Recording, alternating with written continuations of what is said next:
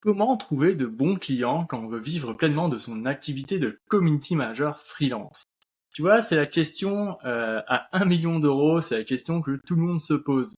Quand je regarde sur LinkedIn, sur Instagram, sur mes réseaux sociaux, je vois beaucoup de CM freelance qui se plaignent d'avoir des clients qui ne payent pas, qui sont désagréables, etc. Du coup, je me suis dit, ok, on va faire une vidéo pour essayer de voir comment faire pour trouver de bons clients quand on veut vivre pleinement de son activité de CM freelance. Juste avant, je t'invite à aller voir ma masterclass en 3 étapes gratuites pour vivre pleinement de son activité de CM. Le lien est juste sous la description, sous la vidéo. Tu peux aller voir cette masterclass qui pourrait t'aider à aller plus loin que cette vidéo-ci. Alors, c'est parti. Comment faire pour trouver de bons clients? Alors déjà, on va définir ce qu'est un bon client pour un CM freelance. Parce que un bon client, c'est pas le même pour tout le monde, tu vois. Pour moi, un bon client, c'est quelqu'un déjà qui paye dans les temps. Si tu expliques que tu souhaites te faire payer à 30 jours, un mois après, si le client a toujours du retard, tu vois, 5-6 jours, parfois 10, parfois 15, eh ben, pour moi, c'est pas un client hyper euh, qui te met en sécurité, tu vois, c'est un client qui te fait galérer et ta trésor, elle est impactée, tu vois. Et ça, pour moi, c'est pas un très bon client. Euh, un bon client, c'est quelqu'un qui paye dans les temps et qui, à chaque fois, tu vois, il n'y a jamais de retard, tu vois. Et ça, c'est important d'en avoir. Ce type de client-là, ce sont des clients qui se trouvent pas forcément n'importe où, tu vois. Il peut y avoir des institutionnels, des entreprises un peu plus grosses, en tout cas des PME, des entreprises qui ont les moyens de faire ça, en tout cas, tu vois. De mon expérience, ces entreprises qui ont des petites structures n'arrivent pas forcément à te payer dans les temps à chaque fois, pour des raisons de trésorerie, en tout cas, également pour elles aussi. Et et vraiment, enfin, je te dis ça, c'est une grosse généralité, mais de mon expérience, en tout cas, de CM depuis 2019, moi, les entreprises qui m'ont toujours payé à temps, c'était plutôt les plus grosses structures, en tout cas. Donc, se faire payer dans les temps, pour moi, c'est vraiment quelque chose d'important. C'est un point important. Deuxième chose, il faut aussi pouvoir faire confiance à ce client. Imaginons que en fait, vous travaillez ensemble et tout à coup, ton client, il te dit, en fait, il faudrait que tu fasses ça aussi, tu vois. Et tu te rends compte que c'est pas du tout dans la proposition que tu avais envoyée, tu vois. Il faut alors expliquer que c'était pas prévu dans la proposition, dans le devis en tout cas, que vous allez valider ensemble et que c'est une proposition, une prestation à part, tu vois. Et dans ce cas-là, le client, s'il le reconnaît en tant que tel, eh ben, du coup, la relation de confiance est forte, tu vois. Mais s'il te dit non, non, tu le fais, là, par contre, il y a un problème, tu vois. Donc ça, il faut aussi, il y a la relation de confiance à créer, tu vois. Ça peut prendre du temps.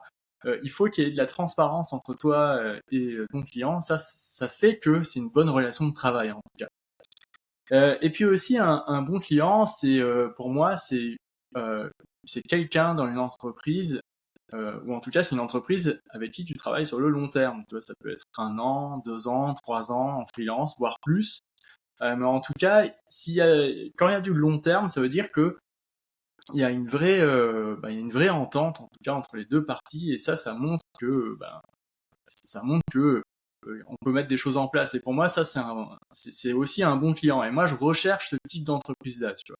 En tout cas, pour vivre de mon activité à 100%.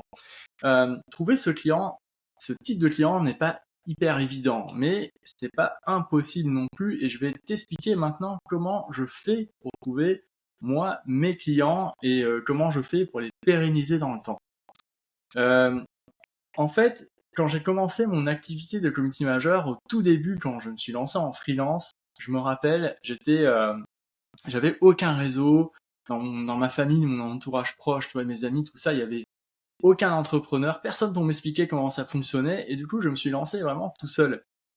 Enfin, tout seul. Et donc, je suis allé dans un coworking où il y avait d'autres entrepreneurs dans ce coworking, et c'est comme ça, en échangeant avec les entrepreneurs, que j'ai appris à écouter les besoins des autres, à montrer mes offres, à parler de mes offres. Et c'est comme ça, petit à petit, de fil en aiguille, que j'ai réussi à trouver mes premiers clients.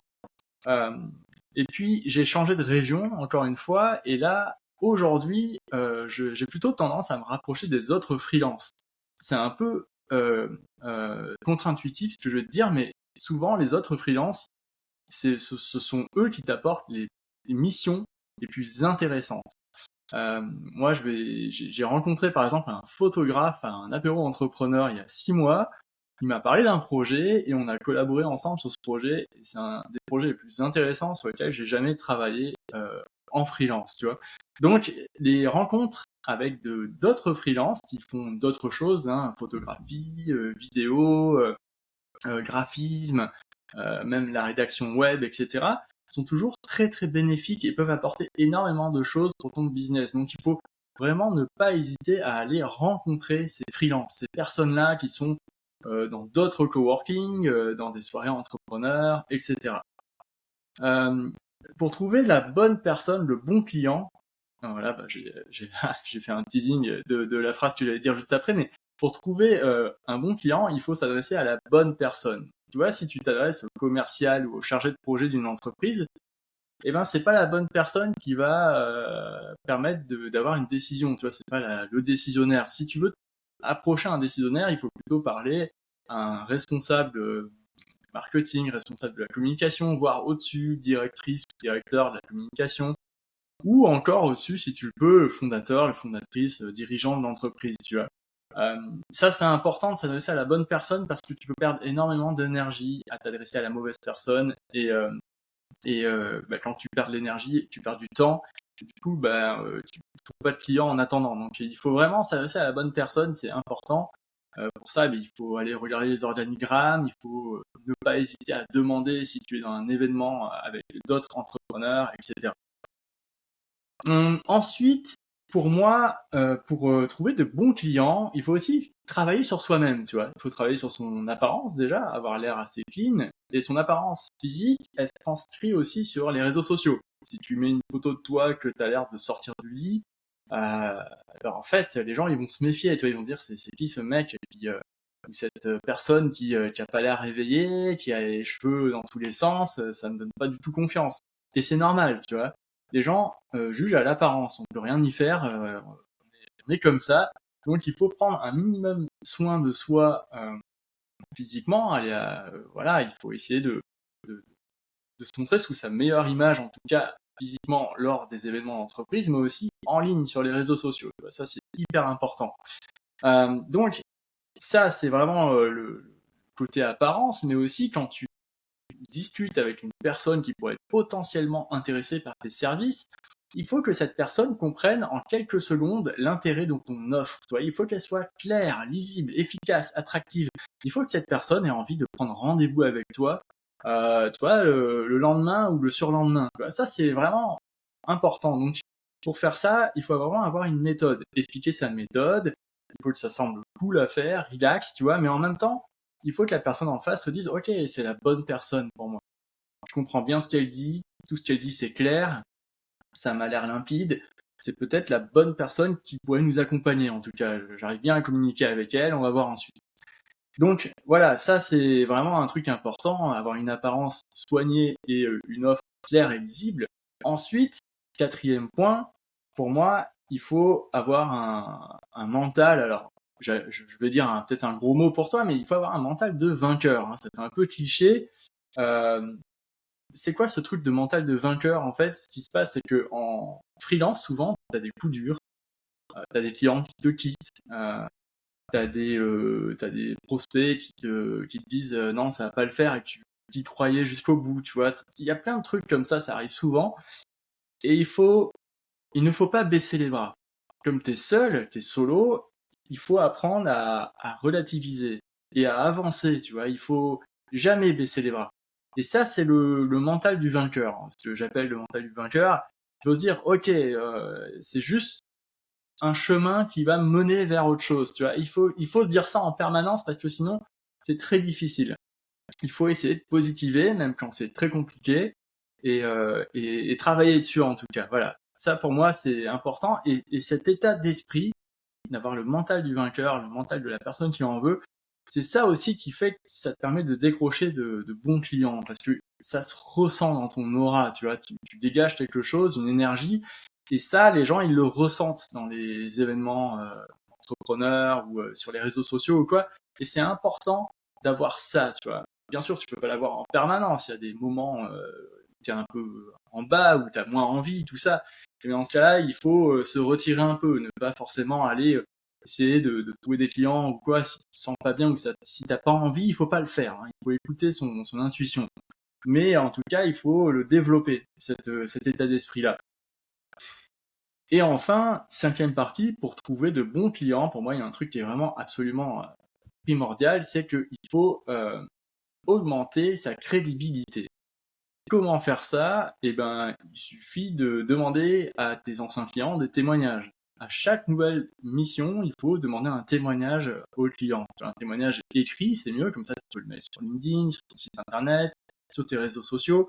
Ça peut être un témoignage vidéo également. Donc un témoignage client, ça permet de légitimer le fait qu'il y a eu une mission et que tu peux afficher le logo de l'entreprise sur ton site internet. Ça, c'est vraiment important. C'est même limite des fois, je trouve, plus important que la mission en elle-même, tu vois, d'avoir cette preuve sociale que tu as travaillé avec le client. Parfois, c'est difficile à obtenir, il faut relancer énormément ton client au risque de passer pour un gros lourd, mais il faut vraiment le faire parce que ça va te permettre d'augmenter ta crédibilité, ton image d'entrepreneur qui réussit sur les réseaux sociaux, et c'est super important. Alors, si tu n'as pas eu encore de clients, et si c'est la première fois et que tu ne sais pas, tu peux pas encore afficher le logo, et ben en fait, il va peut-être falloir que tu essayes une de mes techniques que j'ai expliquées juste avant, d'aller parler à des freelances, parler aux bonnes personnes dans des événements, essayer de construire une offre qui donne envie, tu vois. Il faut vraiment que tu fasses ça et que tu parles aux freelances. Ça se fait en fait au fur et à mesure, mais c'est pas, tu peux pas faire ça un jour et ça marche, tu vois. C'est vraiment du long terme, tu vois. Entre le moment où tu vas chercher un client et que tu vas le trouver, des fois il se passe 3 mois, tu vois. Donc ça peut être un peu long, donc il faut pas être trop impatient.